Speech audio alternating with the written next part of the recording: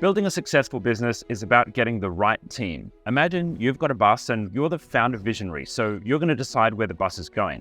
But you not only have to get the right people on the bus, the wrong people off the bus, but you've got to get everyone in the right seats as well.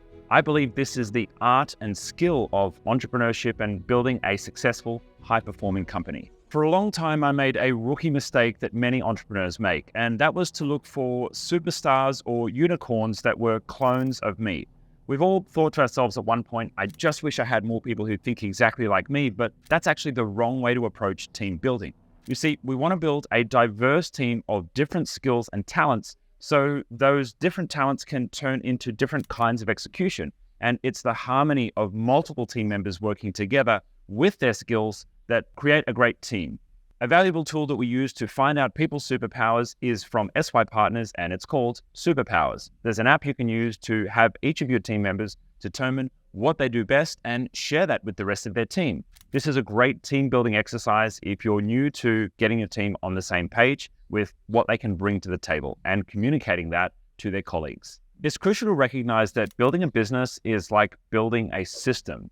When an entrepreneur first starts out, they typically see themselves as the center of the universe and start hiring assistants to do different things around them so that they can do more. Now, that's good to start with your first 1, 2, or 3 hires, but as you build a larger business, you need to think of the business like a system, and you're the engineer engineering the growth, engineering the people, engineering the products of that system. It may help to imagine yourself as an external consultant to your business, with the company being its own living thing. There's a great quote by Jim Collins, which is that a great business only continues to be great if it does so without the founder.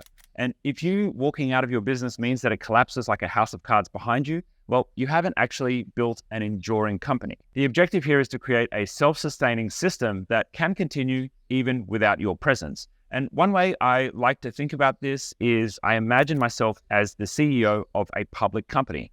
Now, if my business was a public company, well, I could be replaced as CEO. The board may choose to put somebody else in. And if you treat your business like that, like maybe one day you have to hand over your job to someone else, well, you're probably going to be engineering the business and your processes a little differently. So those magical unicorn things that you do that nobody else in the world can do, you may choose to do differently in your business just in case one day things need to be handed over. We all know that business is about strategy and leveraging strategies that others haven't thought about or haven't yet executed. But how do we end up as one of the 1 or half a business out of 10 that actually succeed past that 5-year mark? My key principle when it comes to business strategy is to first watch before I leap. And what I mean by that is, before jumping onto the latest trend or the newest strategy, I let most of the market actually give it a go first and jump in a little bit later. Now, this may seem as contradictory advice to what most entrepreneurs are used to doing. For most people, there's a new bright shiny object, a new business venture, a new opportunity in the market, and lots of entrepreneurs want to jump straight onto that. The challenge is that not all opportunities last, and not all opportunities are actually that good once the bright shininess kind of wears off. Every product, idea, and niche has a cycle, or at least a place on the product adoption cycle.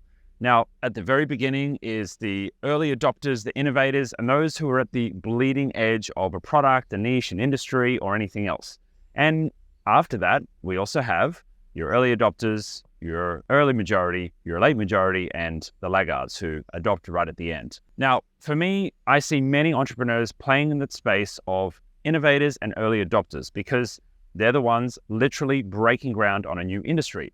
We all know that person who bought Bitcoin in 2011 and now they're a millionaire or even a billionaire.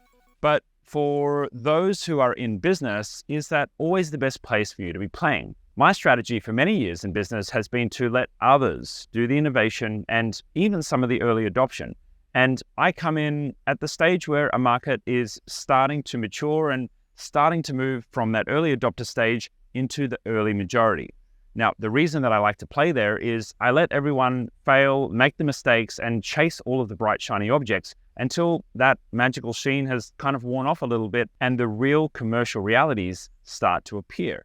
It means that when there's a trend like NFTs, the latest crypto innovation, ChatGPT, I may not be the first person to jump into it, but I'm someone who can consistently profit because I wait for the profitable business strategies to emerge.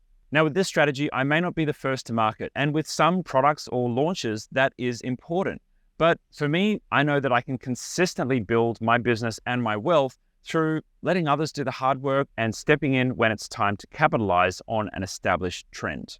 When I'm evaluating whether or not I should be entering a particular business or niche or area, I ask myself, will this still be a trend in 10 years? Is this solving a problem that's still going to be around in 10 years?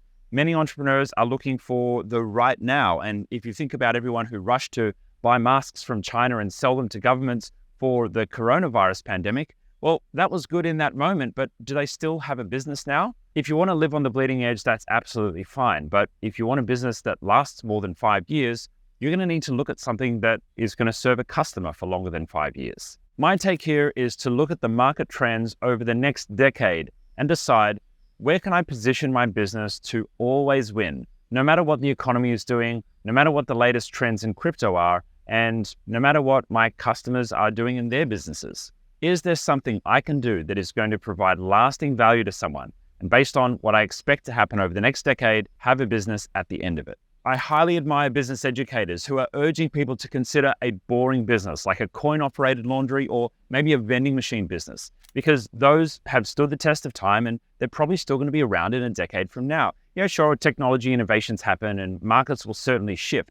But if you can consider a business that is maybe not so obviously exciting, well, it may give you the sustained business growth and the sustained wealth accumulation that you're actually looking for. If you want to plan for the next decade, start to think about some of the trends that are really present right now. The evolution and revolution of AI is happening right now, and that's going to impact pretty much all service jobs and anything that involves a human. It's not going to change everything this year, but over the next decade, lots will change. The next is that remote work is here to stay. Plenty of people got their toes dipped in the water during the coronavirus pandemic, but businesses have fundamentally now changed, where workers are demanding remote work and hybrid work be the new norm.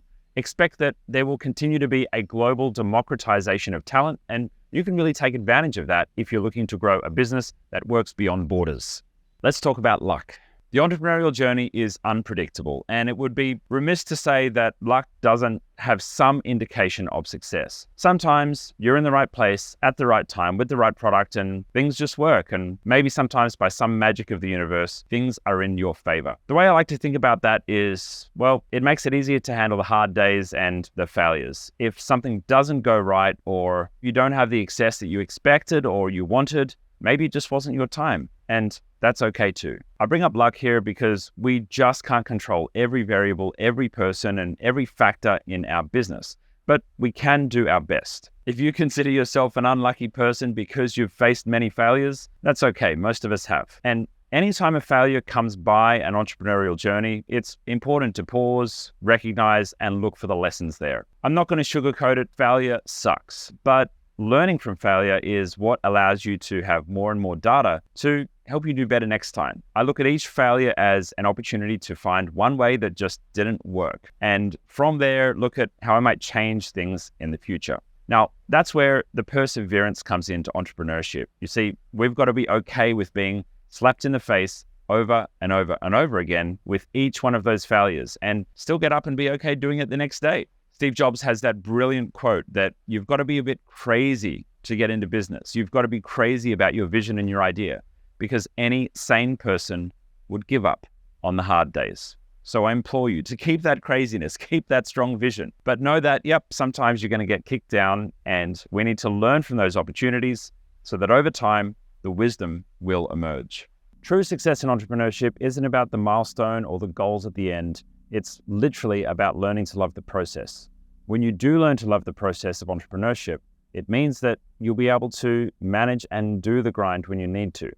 It's really more so about learning to be in the process of building your business and building your competency of building businesses. Once you build that entrepreneurial muscle and you build that skill, it can be applied to any business and any industry. And confidence comes with competence. Spending the time doing something when it feels uncomfortable, when it doesn't feel great, and eventually getting better over time is what eventually turns into success. If you are truly one on the path of entrepreneurship and you know that your contribution to humanity will be a good one through your entrepreneurial pursuits. I invite you to take your time and to be patient, to build your competency, to build your wisdom, because that's how you'll actually have impact on the world. And if you're someone who does want to have impact, well, you want to do that in a way that's sustainable and in a way that can leave a legacy that outlasts even you. So now it's time to turn to you. Share your entrepreneurial triumphs and your challenges. Let's build a community where we all support each other to succeed. I want to help entrepreneurs all around the world make sure that they have their legacy actually happen. And if you want to join that community, well, let us know down below what you're working on right now, what you need help with, and how you can support others on their journey as well. I look forward to building that mission with you.